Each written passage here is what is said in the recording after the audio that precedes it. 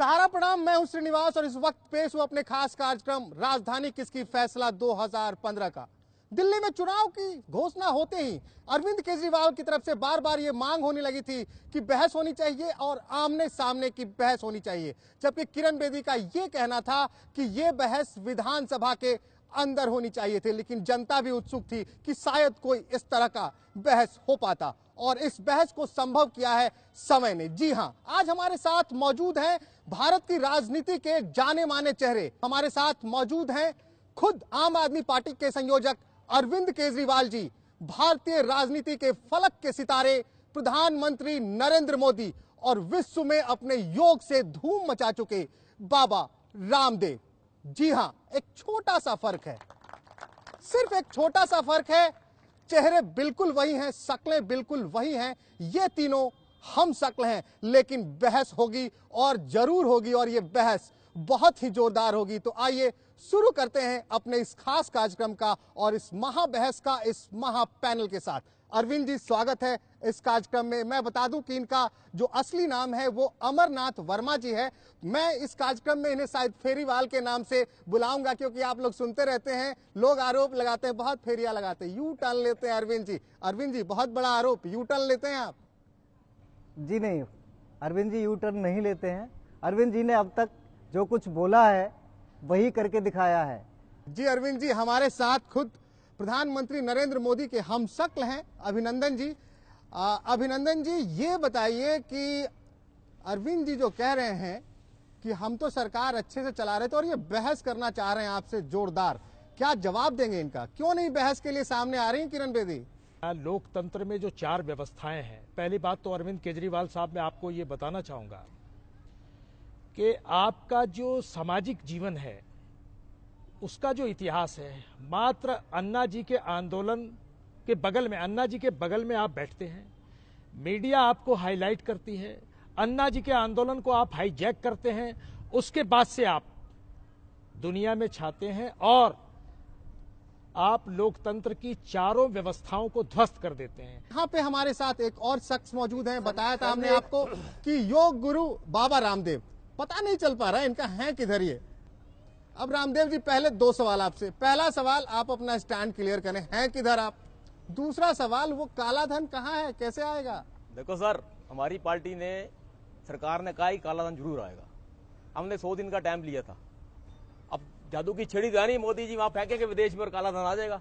हमारी पार्टी ने कम से कम काला धन का जिक्र तो किया कि आएगी, और किसी पार्टी ने आज तक कहा ही नहीं काला धन। आपने लिखित में लिया बीजेपी से कि काला धन वापस लाएंगे तब हम आपका साथ देंगे, ये आपने कहा। अच्छा बाबा, एक सवाल अरविंद जी, एक सवाल, आपको खांसी बहुत होती है? अरे सर, इनको खांसी ठीक ही नहीं हो रही है इनकी। तो बाबा आपने इतना बड़ा योग पीठ खोल रखा है, इनकी खांसी का कुछ तो बताओ। अगर इनके पास कोई इलाज हो। अरे सर, इनके फेफड़ों में भर गया पानी। मेरी बात सुनिए। नहीं मोदी जी, आप एक रुकिए, पहले मुझे बात कर लेनी केजरीवाल से। जी जी जी। इनके फेफड़ों में भर गया पानी, ये अनुलोम विलोम करे, अच्छा, सब कुछ ठीक हो जाएगा। करता क्यों नहीं है? क्या बाबा कहिए वो वाला पानी तो नहीं जो फ्री में दिल्ली की जनता को दे रहे थे? देखो, हो सकता वो भी हो सकता। बाबा जी, ये तो आप ये खुद जानते हैं ना। करने से होता है, कुछ ऐसा करिए। दिल्ली की जनता बहुत परेशान है, इनको पानी नहीं मिलता है। चलेंगे, जल बोर्ड की भी बात करेंगे। हमारे साथ यहाँ पे जनता भी मौजूद है, वो भी आपसे कुछ सवाल पूछना चाहती है। उनके पास जाएंगे और उनसे जानना चाहेंगे क्या पूछना चाहते हैं वो आपसे। जी बताएं, क्या पूछना चाहते हैं आप? मेरा सवाल केजरीवाल जी से है। दिल्ली में सब ठीक कर देंगे, भ्रष्टाचार मिटा देंगे, खांसी क्यों नहीं मिटा पाए अभी तक? आप ये बताइए, सरकार चला ली, सब चल लिया, अभी भी खांसी क्यों नहीं मिटा पाए? भ्रष्टाचार तो मिट जाएगा, खांसी कब मिटेगी? ये केजरीवाल जी, कैसे मिटेगी खांसी? वैसे तो बाबा ने बोला है। आज देखिए, अभी मोदी जी के बगल में बाबा रामदेव जी बैठे हुए हैं, हो सकता है ये इस चीज का कोई इलाज बता दें। बाबा, आपकी कोई बात ऐसी? मेरी कोई बात ही, बस मैं तो बस संत फकीर आदमी हूँ, योगा करो, करते रहो। बाबा जी, काला धन वापस मंगाइए आप, अगर देश के लिए। सर, हमारी सरकार ने बार-बार यही कहा है, काला धन आएगा आएगा आएगा। खैर, जनता भी मौजूद है हमारे साथ, फिर एक बार जनता के पास चलते हैं। जी, मेरा सवाल मोदी जी से है।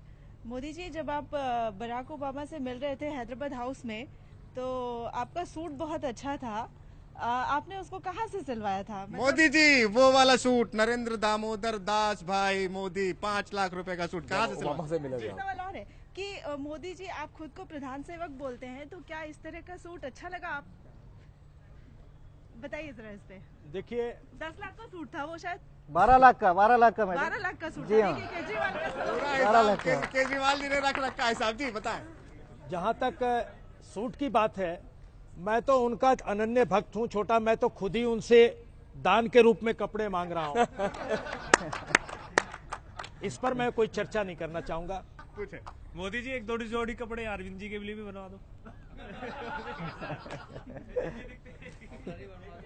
मोदी जी खुद ही लाचार हैं।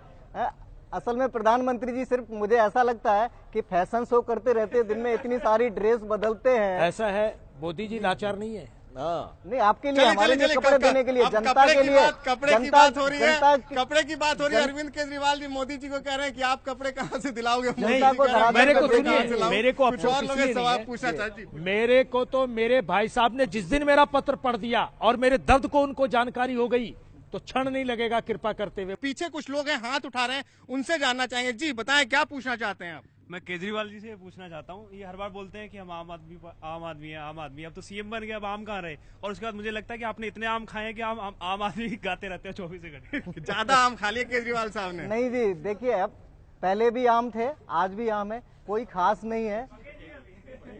देखिए हाँ, पक गए हैं, थोड़ा सा मौसम पक चला गए गया आम हैं। का। आप देखिए, पहले हम जनता को बिना पूछे ही सरकार छोड़ के चले गए थे, तो इतना तो जरूर पक गए हैं कि इस बार ये गलती नहीं केजरीवाल जी, करेंगे। एक सवाल आ रहा है, कौन सा आम है, मलिहाबादी या अल्फांसो?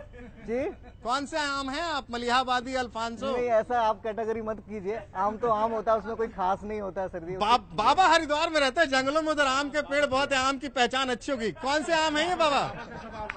अरे सर मैं तो हर मौसम में आम खाता हूँ। जी जी जी जी जी। अभी खांसी की बात चल रही थी केजरीवाल जी की, तो बाबा से एक सवाल ये है कि आजकल सोशल साइट पे एक मोदी कप सिरप के नाम से एक ब्रांड आया है, तो क्या आपकी जो दिव्या ट्रस्ट है उसका ब्रांड है क्या वो? मोदी सर, कप मोदी हमारे- सिरप आपने लॉन्च किया? मुझे नहीं मालूम सर किसने लॉन्च किया। तो ये फिर तो आपके प्रतिद्वंदी आ गए। कैसे नहीं नहीं, हमारे चलेगा? बड़े भाई हैं, आ सकती फोटो, कोई बात नहीं। मोदी जी, आपने ये लॉन्च तो नहीं किया मोदी कप सिरप केजरीवाल जी के लिए? लोगों की अपनी श्रद्धाएं हैं, हो सकता है अपनी- खांसी है, उनको शायद कर दिया किसी ने। अपनी आस्थाएं हैं और स्वतंत्र अभिव्यक्ति का अधिकार सबको है। अच्छा, एक बात मोदी जी, आप ना आजकल देख रहा हूँ कि वो बराक ओबामा आए थे, आपके मित्र, उनको आपने बराक तो बहुत बुलाया, लेकिन आप चुनावी सभाओं में कहते थे मित्रों, उसको इस तरह से नहीं बुलाया मित्र कह के। भाइयों और बहनों, देखिए, एक हमने अतिथि देव भाव का जो एक आदर्श प्रस्तुत किया है, ऐसा ही समाज को, हर परिवार में, समाज में ऐसा होना चाहिए। मित्रता की परिभाषा है, जिस समय रामचंद्र जी शबरी के यहाँ आए और किस प्रकार से अतिथि सत्कार में उसने अपना भाव प्रकट किया, ये वही भाव है। तो मित्र ठीक ठाक पहुंच गए अमेरिका? फोन पूरे- वोन किया था उन्होंने आपको कि नहीं? फिर प्रेम मगन में अमेरिका पहुंच गए हैं फोन और वोन किया था कि नहीं? फोन पर वार्ता होती है। सुने कि वो आए तो आपके दरवाजे पे एक गीत गा रहे थे कि अरे द्वारपालों, मोदी से कह दो मित्र ओबामा करीब आ गया है। ऐसा नहीं, हम तो एयरपोर्ट पर सीढ़ी जहां से खुलती है बिल्कुल अच्छा। निकट खड़े थे उनके अच्छा, सत्कार के। फोन पे ही बात होगी। अच्छा।